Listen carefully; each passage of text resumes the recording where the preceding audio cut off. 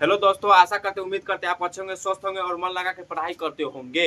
आज हम लोग क्लास 12 का हिस्ट्री का चैप्टर नंबर 2 स्टार्ट किए। इससे पहले चैप्टर 1 का सारे नोट्स पढ़ा चुके हैं, उसके अलावा प्रश्न उत्तर भी करवा चुके हैं और वही प्रश्न उत्तर में से आपके एग्जाम में रहेगा, गारंटी रहेगा तो रहेगा। आप अपना प्रश्न उत्तर का क्वेश्चन आंसर देख लीजिएगा, ठीक है।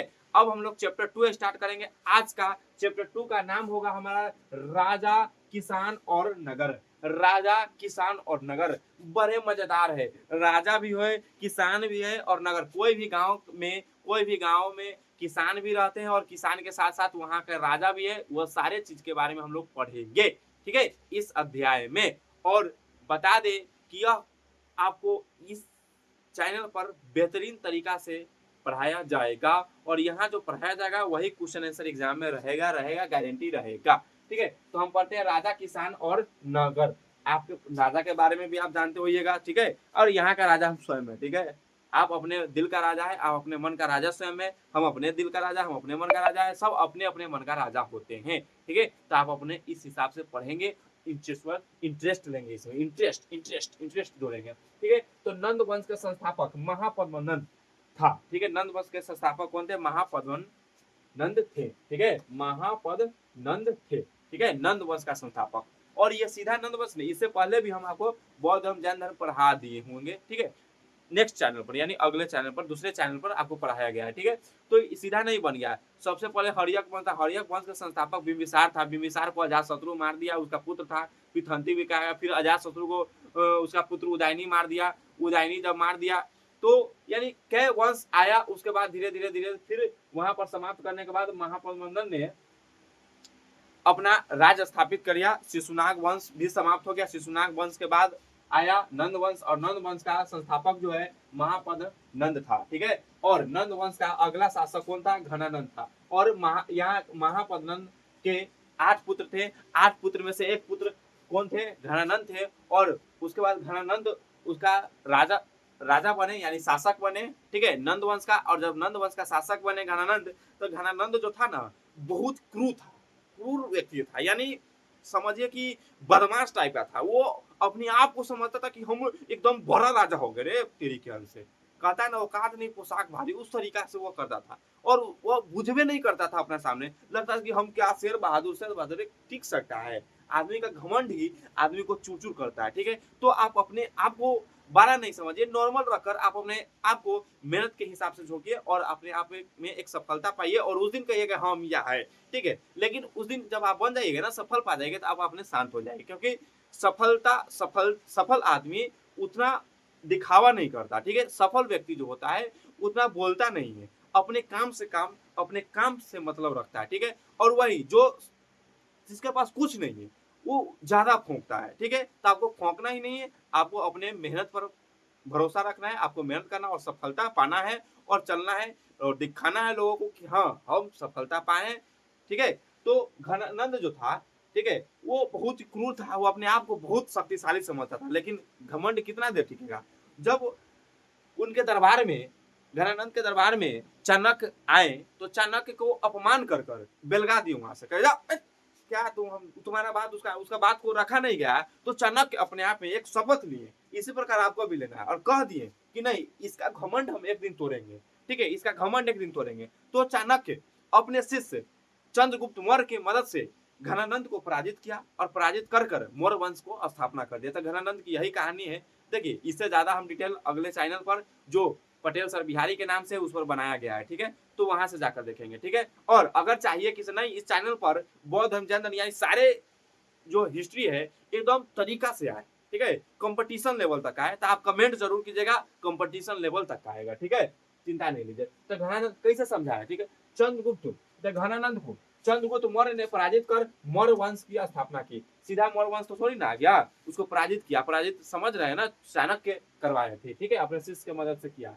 उसके बाद ईस्ट इंडिया कंपनी के अधिकार जेम्स प्रिसेप ने, यानी इस ईस्ट इंडिया कंपनी के अधिकारी था, उस अधिकारी का नाम था जेम्स प्रिसेप, ठीक है। ईस्ट इंडिया कंपनी का अधिकारी का नाम जेम्स प्रिसेप था। उन्होंने 1830 के दशक में ब्राह्मी और खरोष्टी लिपियों का अर्थ निकाल लिया। और जो 1830 में जेम्स प्रिसेप जो था 1830 में वह जेम्स प्रिंस कौन था? तो ईस्ट इंडिया कंपनी का अधिकारी था। उसने 1830 ईस्वी में ब्राही और खरोष्टी लिपियों का अर्थ निकाला।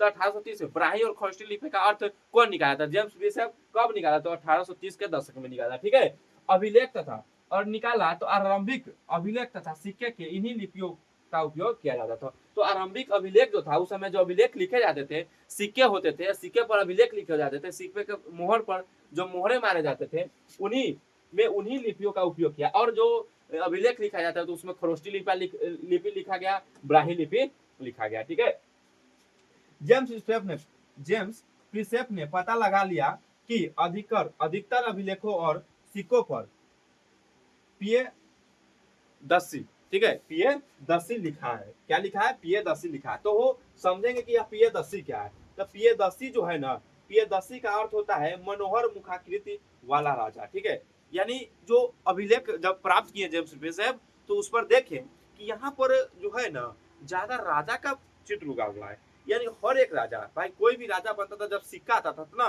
तो अपना नाम, अपना उस सिक्का पर नाम लिखवाता था, अपने बारे में लिखता था। ठीक है, उस काल में जिस राजा का शासक होता था, उस समय अपना सिक्का निकालता था और उस सिक्के पर अपना मुहर लगाता था। ठीक है, तो वही देखा कि प्रियदर्शी का अर्थ होता है मनोहर मुखाकृत वाला राजा। यानी कुछ अभिलेखों में राजा का नाम था, बहुत अभिलेख ऐसा मिला जिसमें राजा का नाम था। उस राजा में, पहले के राजा में सबसे अच्छा राजा माना जाता था अशोक को। ठीक है, तो अशोक के बारे में भी हम लोग आगे पढ़ेंगे, इसके लिए आपको घबराना नहीं है। और जो बौद्ध धर्म जनरल, उसके बारे में भी आगे पढ़ेंगे, इस चैनल पर ही पढ़ेंगे, कोई दिक्कत नहीं होगा। ठीक है, क्योंकि बौद्ध ग्रंथों के अनुसार अशोक सबसे अधिक प्रसिद्ध शासक था। क्योंकि बौद्ध ग्रंथ के अनुसार जो है, बौद्ध धर्म के नाम से अशोक बहुत ही शक्तिशाली और बहुत ही अच्छा शासक थे। इसलिए कुछ अभिलेख में, ज्यादातर अभिलेख में राजा के नाम अशोक का अभिलेख ही मिला। ठीक है, अभिलेख का परिभाषा क्या होता है? अब हम लोग पढ़ेंगे अभिलेख का परिभाषा। तो अभिलेख पत्थर, धातु तथा मिट्टी के बर्तनों पर खुदे हुए लेख वो अभिलेख कहते हैं। अभिलेख किसे कहते हैं? तो अभिलेख जो है वह पत्थर, धातु तथा मिट्टी के बर्तन पर खुदे हुए लेख को अभिलेख कहते हैं। तो उस समय पत्थर का बना होता था, धातु का बना होता था, मिट्टी का बना होता था, और उसी पर खुदा हुआ था, यानी लिखा होता था सबके बारे में। जिस राजा के जो राजा वहां पर बनते थे, अपना शासन काल में क्या किए, नहीं किए है, क्या अच्छा किए, क्या खराब किए, तो अभिलेख लिखवाते थे, पत्र लिखवाते थे। वह सब चीज पत्थर पर कहीं खुदा होता था, कहीं धातु के बने पर खुदा होता था, मिट्टी के बने बर्तन पर खुदा हुआ था, उस पर लिखा हुआ होता था। उसी को हम लोग क्या कहते हैं? वो अभिलेख कहते हैं। कोई दिक्कत आपको कहीं से कोई दिक्कत नहीं होगा, क्योंकि हम पढ़ा रहे हैं ना भाई, दिक्कत हो ही नहीं सकता है। ठीक है, तरीका ही कुछ अलग है, हमारे पढ़ाने का अंदाज ही कुछ अलग है। ठीक है, आपको समझ में एकदम आएगा तो आएगा, चाहे जो हो जाए। ठीक है, उसके बाद यहाँ पर देखने का आपको मिलेगा कि जो भी व्यक्ति अभिलेखों को बनवाते थे, जो व्यक्ति अपना अभिलेख बनवाते थे, उनमें उन लोगों की उपलब्धियां, उनके द्वारा किए जाने वाले कार्य तथा उनके विचारों को लिखा जाता था। देखिए, जो व्यक्ति अपना अभिलेख लिखवाते थे, तो उसमें वो क्या कार्य किए हैं, वो ठीक है, उनके द्वारा क्या उपलब्धियां हैं, वो क्या जनता को दिए हैं। ठीक है, वह कौन से काम किए हैं जिससे अच्छा माना जाता था, और उनके विचारों को लिखा जाता है कि उनका विचार कैसा है, जनता के सापेक्ष में कैसा है, यानी समाज कैसे बढ़ेगा, देश कैसे बढ़ेगा। ठीक है, वो अपना विचार लिखवा देते, यानी जैसा भी विचार हो।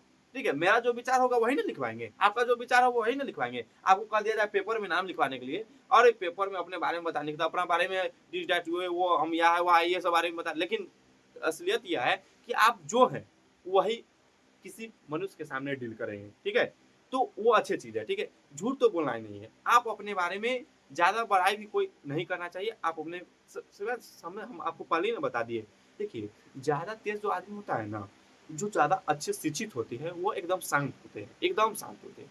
अपने शांतिपूर्ण से अकेला होकर, आज के डेट में किसी के साथ रहकर आप सफलता को प्राप्ति नहीं कर सकते हैं। अगर आपको सफलता चाहिए तो आपको अकेला होना पड़ेगा, आपको सब से अलग होना पड़ेगा, और अलग तरीका से सोचना होगा, और अलग तरीका से मेहनत करना होगा, तभी आप सफल बनिएगा और सफलता को पाइएगा।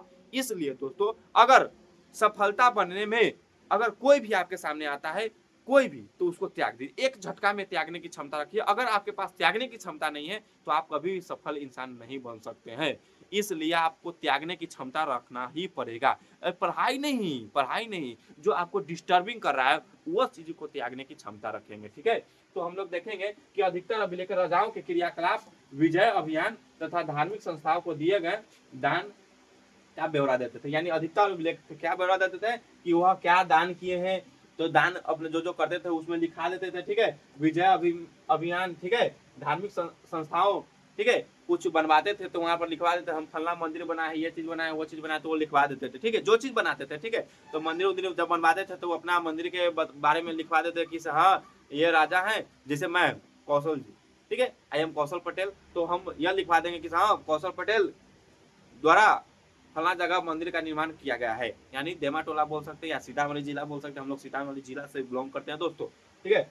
तो कुछ अभिलेखों में इनके निर्माण की तारीख भी मिलती है, और कुछ अभिलेख में हाँ लिखवाएंगे भाई, अपने बारे में लिखेंगे तब तारीख भी लिखेंगे, फला तारीख को हम ये चीज किए हैं, ठीक है। जब कोई रोड ढलाता था फला तक छत डलवाता था, अपन लिख देता फला फला तारीख को हम छत डलवाए, ठीक है। शादी करता है तो अपना इतिहास में नाम लिखवा लेता, हाँ इतना तारीख को लिखवा ली, तो वो जो है, तो कोई भी व्यक्ति जब शादी करता है तो नहीं ये अपने याद रखता है कब हम यूनिवर्सिटी मनाए, आहा कब फिर से केक खाए, सो पार्टी फंक्शन करे, तो याद रखता है। उसी प्रकार ये भी होता है ना, कुछ अभिलेखों में उनके निर्माण की तारीख भी लिखी होती है।